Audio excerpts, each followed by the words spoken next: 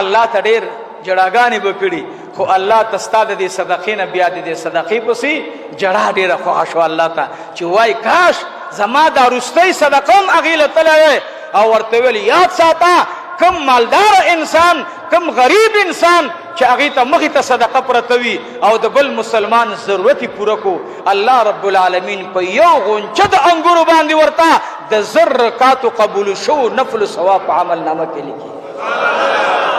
او چې په دویم ځل ورکی د یو حج د 2000 رکاتو نفل قبول شو ثواب ملاویږي او بیا ورته وی چې څومره ورپسې دازي اجر سیوا کیږي عبد الله ابن عمر رضی الله تعالی عنهما مبارک انګور راوړل بچی په راجمع کړل وی بچو انګور خوري ورته ویلي جی ته ولې نه خوري وی ما بیګا په لاس ته رسول الله کې غونچه لیدلې ده او هغه غونچه پرته زما پلار تپوس کوي یا رسول الله دا د انګورو غونچه چاته په انتظار ده دا ډیره مزیداره وی زما محبوب زما پلار ته وی چې اے عمره ستا بچه او زما شاگرد عبد الله را روان دی رضی الله عنه